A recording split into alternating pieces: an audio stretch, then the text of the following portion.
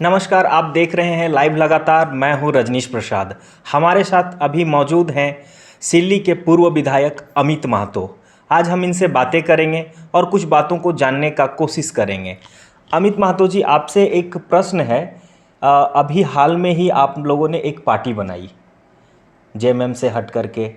खतियान आंदोलन, स्थानीय नीति को लेकर के, और उन्हीं मुद्दों को लेकर के आपने हाल में हुए मांडर विधानसभा उपचुनाव में अपने उम्मीदवार भी उतारे। जी। तो वहाँ पर आपने जो उम्मीदवार उतारे वो जीत नहीं पाया, उसकी जमानत भी जब्त हो गई। इस पे आप किस तरह से देखते हैं? देखिए, सबसे पहले लगातार लाइव के माध्यम से हम एक एक तमाम लोगों को अपना खतियानी जोहर कहते हैं। और आपको बता दें सर कि मांडर चुनाव में तो सर जीत हार होती ही है, लेकिन जो अपना विरोध करने का तरीका था निश्चित तौर पर वो सकारात्मक था। और ये हमारा स्वाभाविक है। हम जहाँ कहीं भी रहें, जैसे भी रहें, ये खतियान की बातें गूंजती रहेगी, क्योंकि ये आज का नहीं, हमारा तो जब से झारखंड अस्तित्व में आया, जब से हमारा झारखंड बना, उसके बाद से लगातार जो भी खतियानधारी हैं इस आवाज़ को बुलंद करते रहे हैं। हाँ, ये बात अलग है कि जब जब भी यहाँ पर जिसे भी सत्ता संभालने का मौका मिला, चाहे अब बीजेपी हो, आजसू हो, या फिर कांग्रेस की पार्टी हो, या फिर झारखंड मुक्ति मोर्चा हो, राजद हो, तमाम दलों ने लोगों के साथ विश्वासघात किया है, जो भी यहाँ के खतियानधारी हैं। और ये तो हमारा विरोध बनता है, इसीलिए हम लोगों ने चुनाव भी लड़ा था इसी मुद्दे के साथ में। मैं झारखंड मुक्ति मोर्चा पार्टी को हमने छोड़ने का काम किया, चूँकि हेमंत जी भी हमेशा कहा करते थे कि हम खतियान आधारित स्थान नीति बनाएंगे, नियोजन नीति बनाएंगे, परंतु उन्होंने ऐसा नहीं किया। अपने जो पीरियड उनके अब तक के रहे 2.5 साल का, तो इसलिए हमने अपना आग्रह भी किया था उन्हें कि भाई 1 महीना में यदि आप बनाते हैं तो हम आपके साथ हैं, नहीं तो फिर हम आप जेएमएम छोड़ देंगे। और हमने किया भी, और इसी आधार पर हमने छोड़ा है। चूँकि तो ये तो खतियानी झारखंडी पार्टी हमारा नाम ही है, और सिर्फ हम खतियान की बात हम करने को लेकर ही ये पार्टी का गठन हुआ है। और इसी को लेकर हम लोग चुनाव में भी गए थे। ये बात अलग है कि चुनाव में हमें हार का सामना करना पड़ा, परंतु ऐसा नहीं है कि खतियानदारी हार गए। और विरोध तो बनता है, हमने पहले भी कहा है, हर एक चैनल में हमने कहा है कि जो भी विधायक हो, या फिर मंत्री हो, या फिर मुख्यमंत्री हो, या फिर सांसद हो, जो खतियान की बात नहीं करेगा तो उसके विरोध में अमित खड़ा है, और तमाम खतियानदारी खड़े हैं। क्योंकि इन 21 वर्षों में जो अधिकार, पहचान, हक हम तमाम लोगों को मिलनी चाहिए थी, वो नहीं मिला है। पहचान हमें नहीं मिली जो कि हमारी खतियान के आधार पर होनी चाहिए। नियोजन उस तरीके से नहीं कराया गया, और हमेशा ही बाहर के लोगों को यहाँ पर लाने का साजिश रचा गया। इस्टेब्लिश कैसे हम कराएं, उसका ये प्रयास करते रहे लोगों ने। तो इसलिए ये तो लड़ाई बनती है, और हम लोग लड़े थे। आज हम लोग हार गए, कम वोट आए, लेकिन हम लोगों ने तो विरोध किया, और हर एक का विरोध होगा। जो भी विधायक हैं, या फिर मंत्री हैं, या फिर सांसद हैं, मुख्यमंत्री हैं, तमाम लोगों का हम लोग विरोध करते रहेंगे। और विरोध अमित जी, एक प्रश्न है कि आपने जब पार्टी का गठन किया, आपके साथ गीता श्री उरांव भी थी उस दिन। उसके बाद वो अचानक से साइड हो गई। फिर आपके समर्थन में भी लोग थे जब आपने खतियानी पार्टी बनाया। उस वक्त भी आपके साथ लोग थे। जिस तरह की भीड़ आपके साथ दिखती थी, वो भीड़ वोट में तब्दील होते हुए चुनाव में नहीं दिखी। सर, ये भीड़ दिखना, चुनाव में वोट के रूप में कन्वर्ट होना, अलग अलग बातें हैं। परंतु हाँ, जो हमारा मैसेज था सर, हमने मैसेज देने का काम किया है। और ये मैसेज सर आज नहीं तो कल उसका परिणाम भी आएगा, नज़र आएगा। ठीक है, अभी का जो वर्तमान चुनाव हुआ था, उसमें कहीं ना कहीं आज हमारी मौजूदगी थी, जिसके कारण वो लोग भी कहीं ना कहीं, उनके भी महकमे में खलबली मचा हुआ था कि आखिर खतियानी झारखंडी पार्टी यहाँ से कैंडिडेट अपना दी हैं, तो हमारा क्या होगा, कितने हमारे लोग इधर उधर हो जाएंगे। तो एक कहीं ना कहीं हम लोगों ने मैसेज देने का काम किया है, चेताने का काम किया है, और आने वाले दिनों में जनता डिसाइड करेगी। ठीक है सर, अभी चुनाव तो अभी का हमारा जो था, अभी हमारी पार्टी का रजिस्ट्रेशन भी नहीं हुआ है। हमने अपना समर्थित प्रत्याशी को उतारा था, आने वाले दिनों में सर हमारी पार्टी भी रजिस्टर होगी, हमारा सिंबल भी मिलेगा और हमारे जो एक एक प्रत्याशी खड़े होंगे, तो आने वाले दिनों में कुछ नज़रिया लोगों का बदलेगा और बेहतर देखने को मिलेगा। और हमें ये उम्मीद है कि आने वाले दिनों में हमारी खतियान के आधार पर पहचान होगी। आने वाले दिनों में हमारे खतियान के आधार पर तृतीय और चतुर्थ वर्ग में कम से कम 100% नियोजित कराए जाएंगे। यहाँ तो हम सेकंड क्लास की भी बात कर लें तो सेकंड क्लास में भी जो हमारा जो क्षेत्रीय भाषा था पहले 400 नंबर के हुआ करते थे, जिसे घटाकर यही हेमंत जी ने 100 कर दिया, फिर रघुवर जी ने 150 किया। तो कहीं ना कहीं ये सारा चीज़ गलत हुआ है।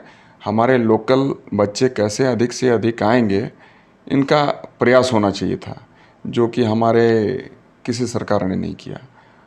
तो जब तक हम हैं, खतियानी की बातें होती रहेगी। अमित जी, एक बात ये है कि आप जब जेएमएम में थे, उसके बाद हेमंत सोरेन कहते हैं कि 22 सालों तक या 21 सालों तक झारखंड बनने के बाद बीजेपी और आजसू की सरकार रही। एक बार ऐसा भी हुआ था, अर्जुन मुंडा मुख्यमंत्री थे, सुदेश महतो और हेमंत सोरेन दोनों उप मुख्यमंत्री थे। तो उस वक्त भी ये बातें उठ सकती थी। तीनों लोग थे जो झारखंड की मुख्य पार्टियां मानी जाती थी उस वक्त, वो तीनों थे।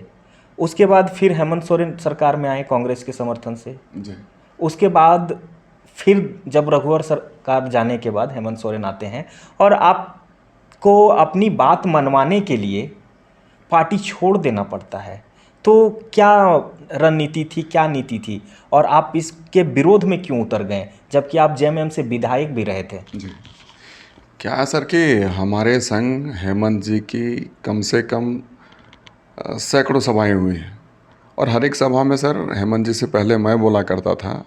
चुनाव के वक्त 2019 में तो हर एक सभाओं से हमारा एक मैसेज जाता था लोगों के बीच में कि जिस दिन हमारी झारखंड मुक्ति मोर्चा की सरकार बनेगी तो उस दिन हम खतियान के आधार पर स्थान नीति और नियोजन नीति का निर्धारण करेंगे, यहाँ के युवाओं को और युवतियों को रोजगार से जोड़ने का काम करेंगे, हर हाथों को काम देंगे।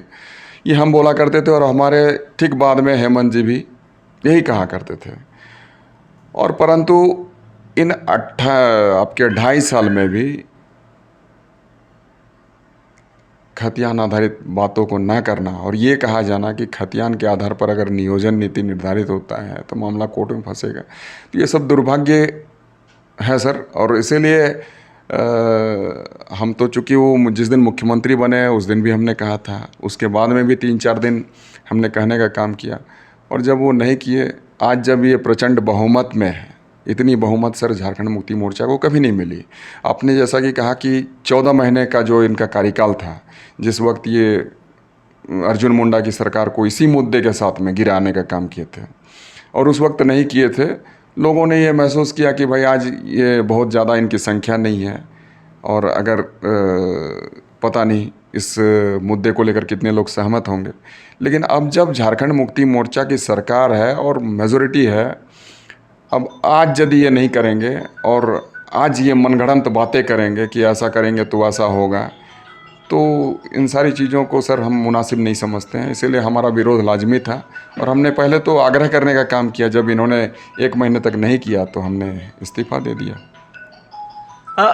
अभी राष्ट्रपति चुनाव होने को है और राष्ट्रपति के उम्मीदवार जो एनडीए से हैं वो आदिवासी हैं और वो यहाँ झारखंड की राज्यपाल भी रही हैं, तो इसे आप किस तरह से देखते हैं?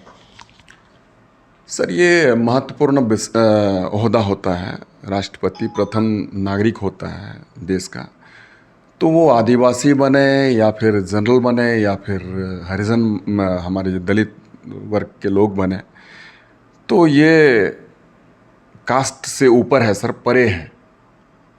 वो पद की गरिमा होती है, पद की महिमा होती है। ये बात कास्ट की नहीं है। मैं एक बात बता दूं, कास्ट की यहाँ बात नहीं है कि किस कास्ट की बन रही है।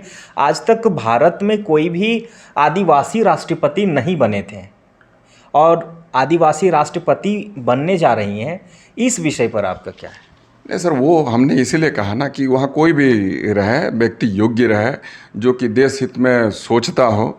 ये अच्छी बात है, आज इनका नाम प्रस्ताव में आया गया है, लाया गया है, तो हम तो यही कहेंगे सर कि इन सारी जो भी हमारे पोस्टेज हैं, तो इन सारी चीज़ों में ये कास्ट को नहीं लाना चाहिए कि कौन आदिवासी बन रहा है, कौन जनरल बन रहा है, कौन दलित वर्ग का लोग बन रहा है। जिसे लोगों ने सराहा है, समझा है, योग्य समझा है, तो उनको वहाँ पर नियुक्त करने का काम किया है। अब तक यही रही है परंपरा, और आज के समय में भी हम देख रहे हैं, अच्छी बात है कि बेहतर योग्य उम्मीदवार जो है बने, जैसा कि यशवंत सिन्हा भी उधर से खड़े हैं यूपीए से, इधर आपके हमारी जो भी एनडीए से हैं समर्थित आपके द्रौपदी मुर्मू जी हैं। तो जो भी बने, योग्य बने, देश के प्रति सोचे, हम तो यही चाहते हैं, हमेशा यही सोच रखते हैं। अभी हेमंत सोरेन गृह मंत्री अमित शाह से मिल के आए हैं, इस पर क्या आपके विचार हैं? इस चीज़ को आप कैसे देखते हैं? सर, ये मुख्यमंत्री हैं और कहीं ना कहीं अपने राज्य हित में अगर उन्हें जाना पड़ा होगा गृह मंत्री के पास में, तो अपने कार्य से गए होंगे। और इस विषय को लेकर तो हमें बहुत ज़्यादा पता नहीं है कि कौन सा विषय को लेकर गए थे। तो खैर जो भी हो, हम तो यही कहेंगे कि राज्य हित में कुछ विशेष बेहतर काम करें मुख्यमंत्री महोदय। और ये जो खतियान की बात जो हमेशा आप भूल जा रहे हैं, आपके माध्यम से हम मुख्यमंत्री जी से ही कह रहे हैं, ये जो खतियान की बातें आप भुला जा रहे हैं, तो ये ना भुलाकर ये जरूर कर दें कि खतियान आधारित स्थान नीति और नियोजन नीति बनाए, ताकि लोग आपको दुआ देते रहें। आपकी पार्टी जो आपने जो नई पार्टी बनाई, अब उसकी रणनीति क्या है? किस तरह से पार्टी का विस्तार करेंगे? आने वाले चुनाव में आप कैसे भागीदार होंगे? क्या आप 81 विधानसभा में चुनाव लड़ेंगे? ये कैसे आप मतलब करिएगा इन चीज़ों को? जी बिल्कुल सर, हर पार्टी जीरो से शुरू होती है, और वही जीरो से 100, 1000, 10,000, मिलियन, बिलियन होती है, तो उसके जो मेंबर्स बनते हैं। तो आने वाले दिनों में सर हम चाहेंगे, चूँकि ये खतियानी पार्टी है और खतियानी बेस्ड पार्टी है, खतियानधारी लोग हैं, तो हमारा ये चाहत है कि अब तक जो सरकारें काम नहीं की है, उन तमाम बुनियादी आवश्यकताओं को ये कंप्लीट करे, और खतियानी झारखंडी पार्टी आने वाले दिनों में एक एक लोगों के सेवा में निरंतर काम करे। इसके लिए हमारा एक्सटेंशन भी होगा, पार्टी का एक्सटेंशन होगा। अभी तो हमारे कार्यकारिणी समिति नहीं है, केंद्रीय कमेटी नहीं है, उसके बाद जिला कमेटी होगी, फिर हमारी प्रखंड कमेटी बनेगी, फिर पंचायत कमेटी बनेगी, फिर ग्राम कमेटी है, जैसा कि दूसरे दलों में होता है सर। ठीक उसी पैटर्न पर हमारी भी पार्टी का एक्सटेंशन होगा। और आपने कहा कि विधानसभा चुनाव लड़ने के बाद, तो हम तो ये कहेंगे सर कि चूँकि हमारे इन मुद्दों को अब तक किसी ने न समझा, न कभी इस पर चिंता जाहिर की, तो तमाम विधायक, तमाम सांसद, तमाम मंत्री या फिर मुख्यमंत्री अब तक तो नहीं रहे हैं इन मुद्दों के साथ में। तो एक एक लोग जो इन मुद्दों के साथ नहीं जुड़ेंगे, तमाम लोगों का विरोध होगा। और ये विधानसभा की बात दूर है सर, उससे पहले लोकसभा भी आता है। तो यहाँ हमारी पार्टी 14 लोकसभा में भी लड़ेगी, परिणाम जो भी हो। क्योंकि जब सिपाही किसी रण क्षेत्र में उतरता है, मरने की चिंता नहीं करता सर, वो तो बस कैसे हमें जीत सुनिश्चित करनी है, कैसे विरोधियों के हौसले को पस्त करना है, कैसे हमें बुलंदी को चूमनी है, मंजिल कैसे मिले, उसकी चिंता करता है। कोई भी सैनिक चाहे बॉर्डर पर खड़ा हो या फिर हमारे आज़ादी के जो भी हमारे सैनिक रहे हैं, उनके सर पर कफन बांध कर ये उतरते हैं। तो ठीक उसी तरीके से हम लोगों ने भी ये सौगंध खाई है। हम लोगों ने वीर बिरसा की धरती उलिहातू में जाके प्रण लिया है, हम लोगों ने सिद्धू कान्हू की धरती पर प्रण लिया है, निर्मल महतो की धरती पर प्रण लिया है। और ये तो मातृभूमि ही सर हमारी जो है ऊर्जा का स्रोत देने वाली है। तमाम शहीद जो हमारे बीच अब नहीं रहे, वो एक एक लोगों के उससे प्रेरणा लेते हुए ये पार्टी बढ़ रही है। तो कैसे हम बेहतर पायदान पर पहुंचा पाएँ, कैसे हम झारखंड को उसकी ऊंचाइयां दे पाएँ, इस चीज़ की चिंता पार्टी करती है। और आने वाले दिनों में इसके लिए हमें जो भी करना पड़े, जहां भी जिनका भी विरोध करना पड़े, हम लोग करेंगे, ताकि हमारे आने वाले दिनों में बच्चों के भविष्य निखर सके, संवर सके, सब लोगों के हाथों काम मिल सके, रोजगार मिल सके। तो अभी हमारे साथ मौजूद थे अमित महतो। इन्होंने कहा कि हम आगे की जो रणनीति बनाएंगे वो खतियानी मुद्दे पर ही चुनाव लड़ेंगे और समर्थन मिल रहा है। मांडर उपचुनाव में हार की इन्होंने स्वीकार की और इन्होंने कहा कि हार जीत चुनाव में होता है, लोगों ने हमें प्यार दिया। ये हमारे लिए बड़ी बात है और आगे के लिए इनकी रणनीति साफ है, लोकसभा चुनाव में भी अपनी उम्मीदवार उतारेंगे। अब दीजिए मुझे इजाज़त। आगे की खबरों के लिए आप बने रहें लाइव लगातार में। धन्यवाद। न्यूज अपडेट के लिए आप हमारे चैनल को सब्सक्राइब करें। आप हमें फेसबुक और इंस्टाग्राम पर भी फॉलो कर सकते हैं। बने रहे लगातार.in के साथ।